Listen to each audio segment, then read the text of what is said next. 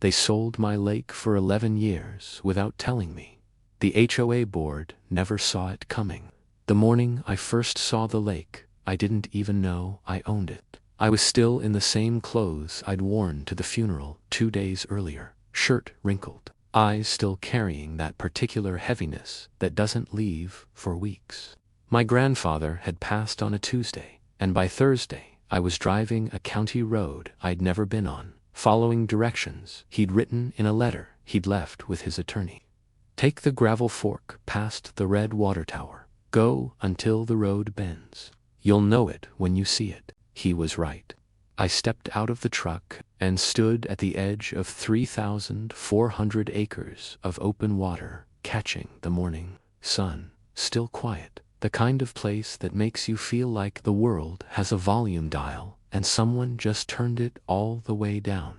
I stood there for maybe 3 minutes. Then a golf cart came around the tree line and 2 people in matching polo shirts pulled up in front of me like I was trespassing. The woman spoke first. This is a managed community.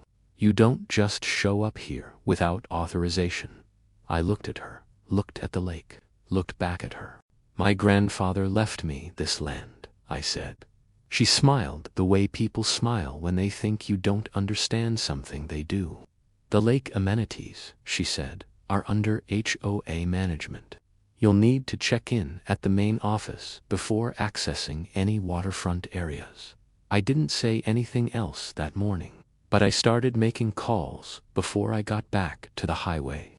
What I found over the next 6 weeks changed everything I thought I understood about what it means to inherit land.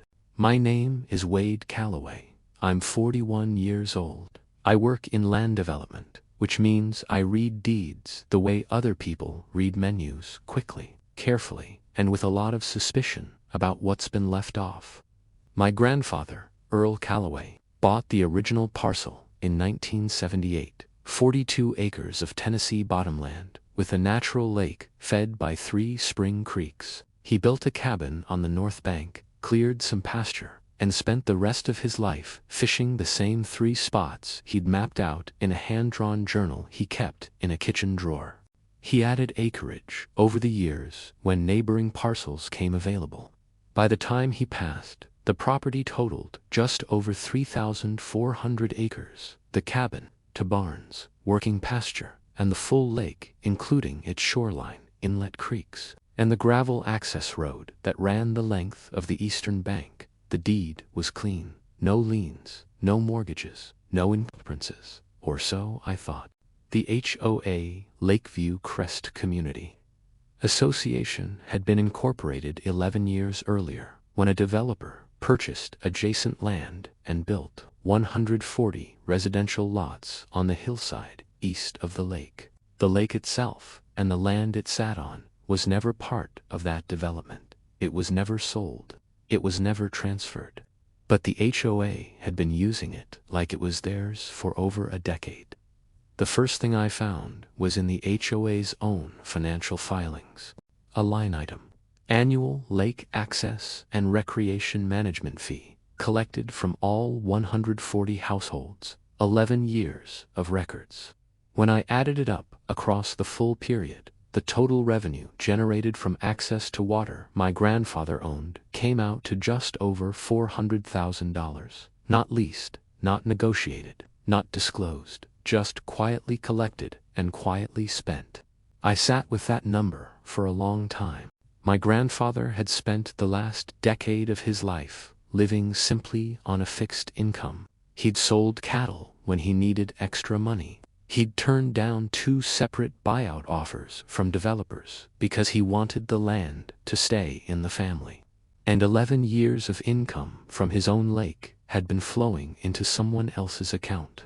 The HOA president was a woman named Connie Marsh.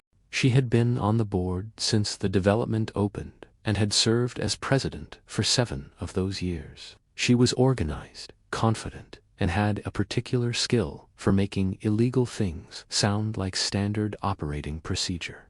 When I called her to discuss the lake access situation, she was completely calm. She told me the HOA had a long-standing informal arrangement with my grandfather. She said he had verbally agreed to allow community access in exchange for the HOA maintaining the shoreline access road. I asked for documentation of that agreement. She said it had always been handled informally. I asked if there was anything in writing, any letter, any email, any signed document of any kind. She said my grandfather had been a very trusting man. I told her I'd be in touch. Then I called my attorney. Her name is Patricia Dunn. She does nothing but property and water rights litigation. She has a shelf of case binders in her office that goes floor to ceiling, and a filing system so precise it makes county clerks uncomfortable. I sent her everything I had, the deed, the HOA filings, the financial records I'd pulled from the state nonprofit database where the HOA was registered, and the notes from my conversation with Connie Marsh.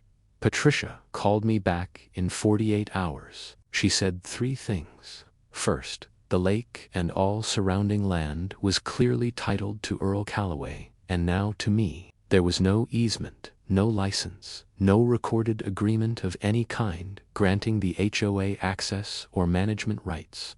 Second, collecting fees for access to property you don't own, have no legal right to manage, and have no written agreement to control, is not an informal arrangement. It has other names. Third, she wanted to know how I wanted to proceed. I told her I wanted to understand the full picture before I did anything.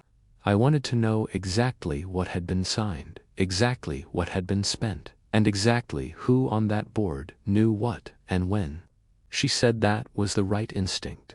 The discovery process took 4 months. What it revealed was worse than I expected. The HOA had never had any agreement with my grandfather, verbal, written, or implied. What they had was a boundary survey conducted in 2013, shortly after Connie became president, that had quietly redrawn the access road on their internal maps to appear as HOA common property. That survey had never been filed with the county. It had never been compared against the actual deed records. It had simply been used internally to justify charging residents for lake access, hiring a management company to run waterfront activities, and collecting fees that went into the HOA's general operating fund. The board treasurer, a man named Gary Whitfield, who had been signing the financial documents for 4 years, had flagged the arrangement twice in board meeting minutes, noting that the legal basis for the lake revenue had never been formally established. Both times, the concern had been tabled. Connie had been running this arrangement on confidence and the assumption that no one would ever look closely enough to question it. My grandfather had trusted his neighbors. She had counted on that. Patricia filed a quiet title action in September. She also filed a civil complaint for unjust enrichment against the HOA and its board officers, seeking recovery of the 11 years of lake access revenue plus interest plus attorney's fees. She sent formal notice to all 7 current board members. Within 2 weeks, Gary Whitfield had hired his own attorney and was cooperating fully with every document request Patricia made. Within 3 weeks, 2 other board members had resigned. Connie Marsh hired a litigation firm out of Nashville and sent Patricia a 40-page response, arguing that the informal arrangement had created an implied license through course of conduct. Patricia replied in 8 pages. She cited the deed. She cited the absence of any written agreement. She cited the fraudulent internal survey. She cited 11 years of financial records showing revenue collected from property the HOA had no legal basis to manage. Then she cited one more thing. In the HOA's own original declaration of covenants and restrictions, filed when the development was incorporated, there was a clause in Section 9 that read, "The association shall not claim, manage, or derive revenue from any property not expressly included within the recorded plat of Lakeview Crest Community, as filed with the County Register of Deeds." The lake was not in that plat. It had never been in that plat. Connie Marsh had been violating her own founding document for 11 years. The case settled 14 months after I filed. I won't give you the exact number, but I will tell you It covered the full 11 years of unauthorized fees, the legal costs, and enough left over to do something meaningful with the land. Connie Marsh did not return to the HOA board. Gary Whitfield, who had raised concerns and been ignored, cooperated fully and faced no personal liability. The 3 board members who had stayed silent longest paid the most. I kept the lake. The first thing I did after the settlement was cleared was drive back out on that gravel road. Same county, same bend in the road, same view through the windshield when the trees opened up. I stepped out of the truck and stood at the edge of the water. Same stillness, same morning light. My grandfather had fished these banks for 20 years without once thinking he needed to defend what was his. He trusted that the deed meant something. He trusted that his neighbors understood where his land ended and theirs began. He wasn't wrong to trust that. He was just never told that silence can be mistaken for permission.